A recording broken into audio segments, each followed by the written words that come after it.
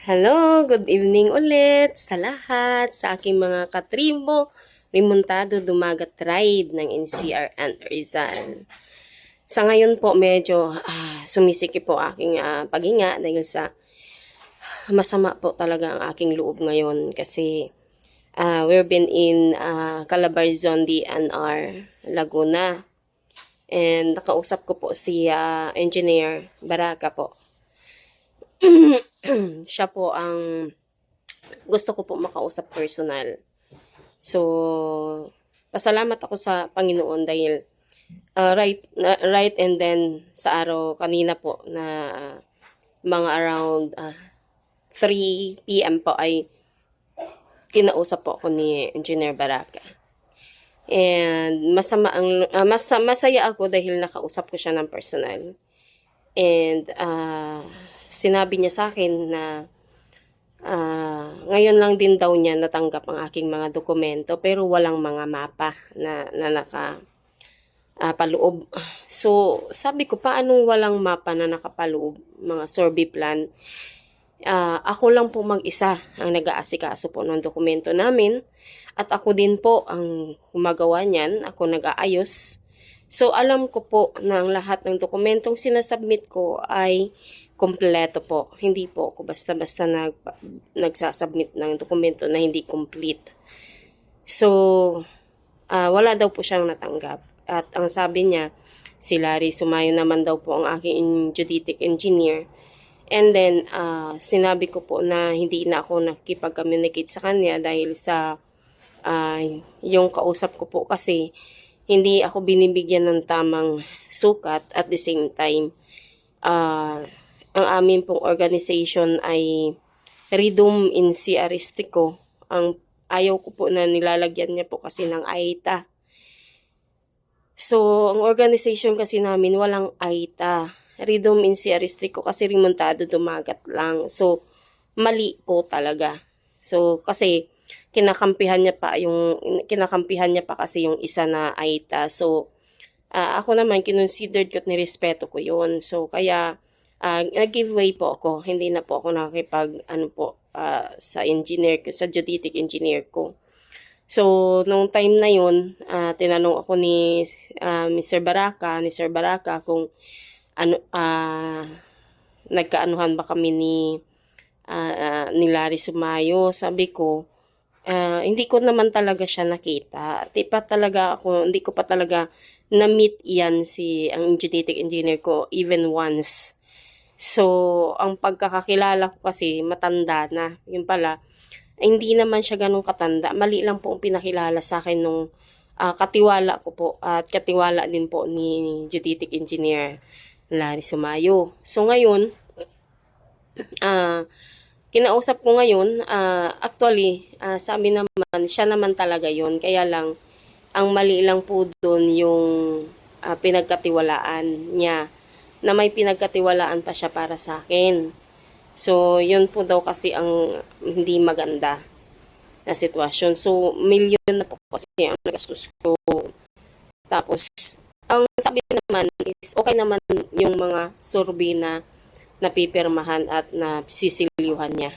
So, konting na lang po is konting ayos na lang po yun. So, need ko po yung tulong talaga ng DNR kasi sila naman po talaga ang nakakaalam po niyan eh. So, masama ang loob ko kung sinabi ni Sir Engineer Baraka na dapat ang taga-Penro po ang magtulong sa akin. Dapat doon pa lang ay pinapaliwanag na nila ito sa akin para po ako ay alam ko po yung pag-process at pagproseso. Kasi matagal ni 2020, taon ng 2020 until now, hindi ako tinuturuan ng Penro. Pinupuntahan ko po si Penro pero po ang sinasabi niya po sa amin ng Penro ay wala po ditong tribo. Hindi po namin yan kinikilala. Ganun. In sa IP wala po yan. Yung ganun po yung mga sinasagot. Tapos, pag nag-follow up ako, sinasabi, doon po kay engineer po na ganito, wala po ngayon kasi si engineer. Mga ganun po yung mga salita. Pero, nung nag-follow up din kami ulit, ang sabi po nitong nandoon po sa records ng Penro, hindi po kami dito po tumatanggap ng mga illegal. Kailangan po sa amin dito legal. Si Mr. Z, okay na po ba yung 10 hectares ni Mr. Z dyan sa Wawa? So, it's so painful talaga tanggapin ang reality, ng DNR na nasa posisyon po na mas kinakampihan at mas pinapanigan at mas inuukihan po nila itong may mga pera. Pero kami po, na mo talagang may-ari, ay ini-ignore nila kami at para sa kanila kami ay illegal. So, ako naman, iniintindi ko naman na baka na may gumamit lang din at na illegal lang din, ganyan. So, nag-submit ulit ako. So, within 4 years, okay ang aming dokumento eh. Bakit hindi nila pa rin kami kayang turuan at tulungan? Yun po yun eh. At the same time, ang sabi din sa akin na dapat ang NCIP po ang tutulong sa amin. So, it's so hard talaga na natanggapin talaga na itong Penro Rizal ng DNR at itong Calabarzon 4A ng Tuazon Rizal, ng Tuazon na Cubao na NCIP ay magkasabwat. So, pinahihirapan po talaga kami. So, masama talaga ang loob ko. Lalo na nung sinabihan po ko ni Engineer Baraka na sira-sira na ang aking cellphone. Sira na, milyon ang ginastos ko na sa dokumento ng tribo remontado dumagat pero yung cellphone ko sira na. Masama sa pakiramdam talaga, napakasakit. Napakasakit na hindi ko maintindihan yung nararamdaman ko na sa reality po talaga na bakit basag pa rin ang cellphone ko, hindi ko kayang palitan. Kasi ito po yun ang dahilan. Nung dinimolish po itong Pasig, yung una ko pong sinabihan, ito pong una kong kwento sa inyo, ako po ay nag-donate dyan ng bigas, noodles, yan, may noodles po yan, pansit canton, may dilata po yan, may mga 5 dilata, 3 noodles, 3 pansit canton. Ganyan po yung dinonate ko po sa mga na-demolish. Yan po yan. So, yan po ang nakuha. Yan po.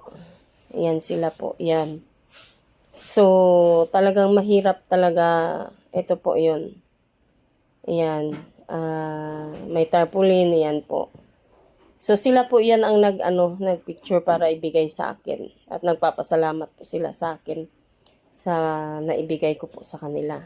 So, ganun din po yung nangyari sa Balara po, sa Laura Commonwealth po.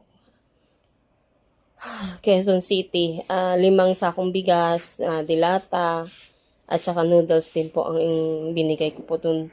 Ang gono ng mga dinimolish din po dahil sa hindi wala yung mga magulang hindi din po nakapag-trabaho dahil sa sobrang tawag nito, demolition, hindi po sila nakapagtrabaho.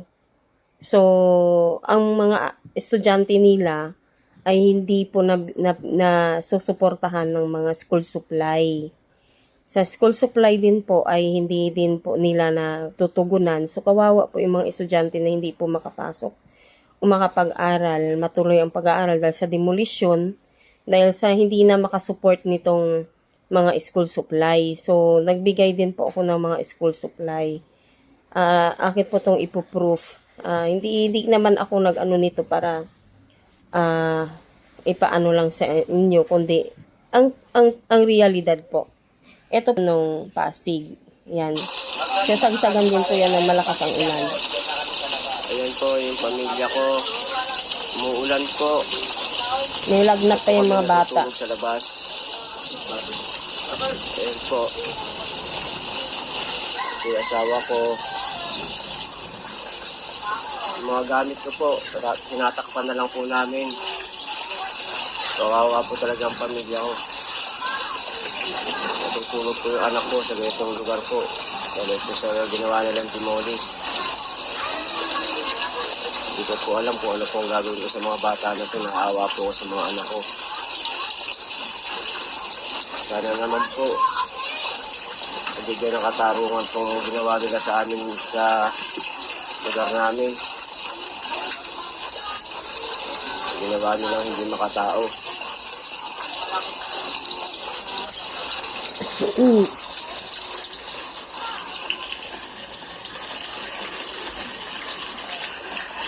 Ang nangyari po dyan sa Pasig, katulad lang din doon sa Laura Balara.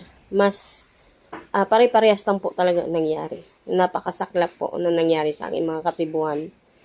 So, wala po akong choice kundi mag-donate po ng bigas, ng noodles ng time na yan, ng dilata. Kasi habang ginigiba po yung bahay nila, malakas ang ulan, isang linggo po yung mga matatanda hindi nakakalabas. Sa isang linggo po na yan, ay pagod din po yung mga magpamilya na iso-survive po yung mga gamit, yung mga bata, at mailipat kung saan.